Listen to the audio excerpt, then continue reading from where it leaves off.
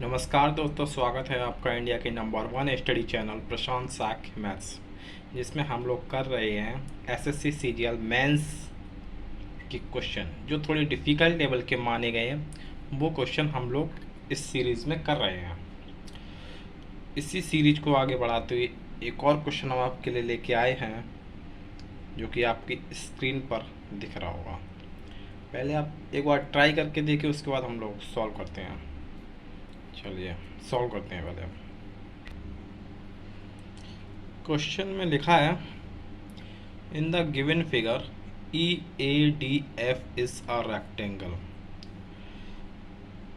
E A D F is a rectangle. A B C is a triangle. A B C ये एक triangle है। Question में दिया गया है कि P and Q are mid points of A B and B C. यहाँ पे हम कहेंगे पी मान लेते हैं, ये हमारा पॉइंट पी हो जाएगा। एंड क्यू,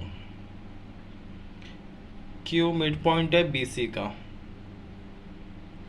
ये हम पॉइंट मान लेते हैं क्यू। ये मिड पॉइंट है बी सी का, ऐसा क्वेश्चन में दिया हुआ है।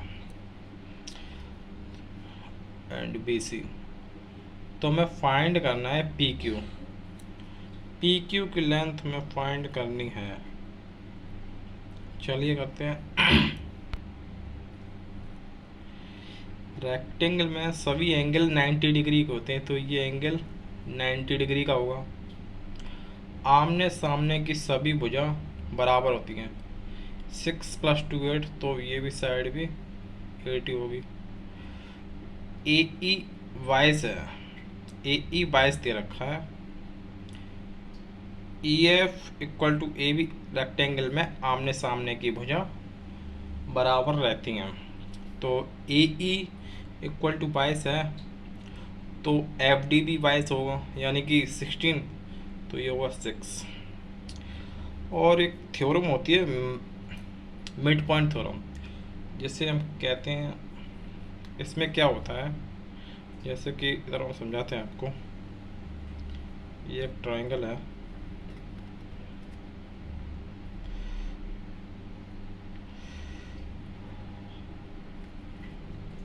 बड़े आराम आराम से समझेंगे, कोई जल्दबाजी नहीं है, आराम आराम से करेंगे हम लोग। ये ट्रायंगल है ए बी सी। यदि इसके mid point P and Q है, मिड पॉइंट का मतलब होता है किसी भुजा को दो बराबर भागों में बांटना। यानी कि जैसे कि ये है, ये अगर ए बी का मिड पॉइंट है पी, तो इसका मतलब ये भुजा 1 होगी, ये बराबर होगी ना मिड पॉइंट जब बांट रही है। तो इसी तरह भुजा ए सी का मिड पॉइंट क्यू है, तो ये भुजा भी 1:1, ये रेशियो रहेगा, वैल्यू कुछ भी हो सकती है, लेकिन जो रेशियो बनेगा वो 1:1 का ही बनेगा। उसी तरह जो पी क्यू का रेशियो बी सी से होता है ना, जो पी क्यू का रेशियो बी सी से होता है, वो होता है 1:2। यहाँ पर ये बात समझने वाली है, जो पी क्यू का रेशियो होता है वो बी सी के साथ 1:2 होता है। क्यों होता है वो हम बता रहे हैं आपको। वो इसलिए होता है, इस तरफ देखिए आप, इस तरफ देखिए, इस तरफ नीचे आइए। ट्रायंगल, छोटा ट्रायंगल ले रहे हैं हम, ए पी क्यू, ये वाला है ए पी क्यू, ये यहाँ पर मैंने लिया है ए पी क्यू पे। एक ये बड़ा बड़ा पूरा ले रहे हैं A B C,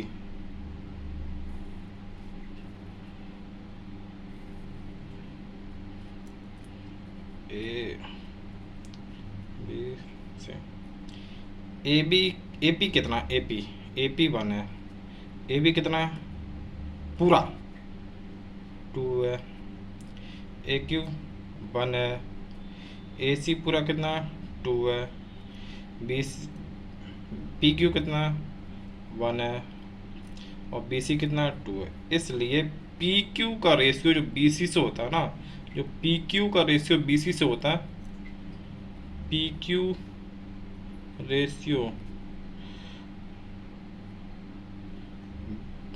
B C वो होता है 1:2, क्योंकि हम इसमें पूरा ट्राइंग पी क्यू के साथ जो पूरी वजह बी सी लेते हैं, जो कि हमने यहाँ दिखाया है इसमें, ठीक है।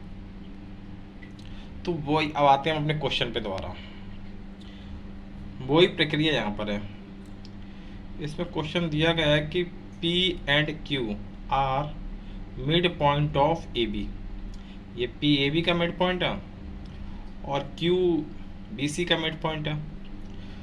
तो मिड पॉइंट हुआ तो इसका मतलब है कि ये जो पी क्यू का रेशियो है ना ए सी के साथ, वो होगा 1:2, 1:2, जो कि हमने यहाँ पे समझाया है इस तरह से, ठीक है। कोई दिक्कत नहीं होनी चाहिए, कोई दिक्कत हो तो कमेंट सेक्शन आपके लिए बिंदास हाजिर है, आपकी खिदमत में। यहाँ पर हमें एक बात सोचनी है, ये एक राइट एंगल ट्रायंगल बन रहा है A C D. Right angle triangle में ट्रिपलेट्स का बहुत ज़्यादा महत्व है। वहीं यहीं पर वो एक ट्रिपलेट लगती है, इसका नाम है 6, 8, 10, 6, 8, 10। हालांकि हम पाइथागोरस से भी निकाल सकते हैं, अगर AC निकालें पाइथागोरस से, AC square equal to AC square equal to 36 का स्क्वायर 36 प्लस 8 का स्क्वायर 64 बराबर होगा 100। तो AC आएगा √100 बराबर 10। कतई घबराने की ज़रूरत नहीं, मैं ये सीरीज कंटिन्यू रखूँगा जब तक ये एग्ज़ाम चलेगा, तब तक। उसके बाद सोचेंगे कुछ और करके, लेकिन तब तक ये CGL मेंस के जितने थोड़े डिफ़िकल्ट क्वेश्चन माने गए हैं वो हम इस सीरीज में इन्वॉल्व रखेंगे। और जो छोटे मोटे क्वेश्चन है वो तो यार अपने लोग कर ही लेंगे, उन्हें कराने की क्या ज़रूरत है, वो तो किसी भी यूट्यूब चैनल पर मिल जाएंगे आपको। तो AC हमने निकाल लिया, 10 आया। अब AC आया है, AC इक्वल टू 10, और हमें क्वेश्चन पूछा PQ, और PQ दे रखा है हमें AC का आधा होगा।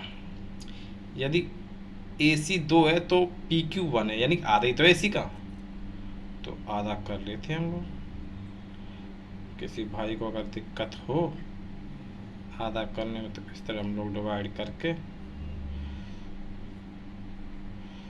5, ये हमारा आंसर है, ठीक है। एक बार आप देख लीजिए, है तो वैसे बहुत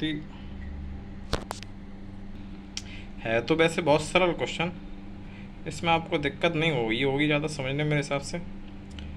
फिर भी अगर किसी भाई को दिक्कत हो तो बिना झिझक संपर्क करें, और अगर वीडियो पसंद आए तो हमारे चैनल को लाइक एंड सब्सक्राइब करना ना भूलें। ऐसी अच्छी मस्त वीडियो हम आपके लिए, थोड़े बेहतरीन किस्म के क्वेश्चन जिससे हमारे भाई डर जाते हैं ना, वो क्वेश्चन हम इसमें डालेंगे। बिंदास होके पढ़ाई करते रहो। Bye bye.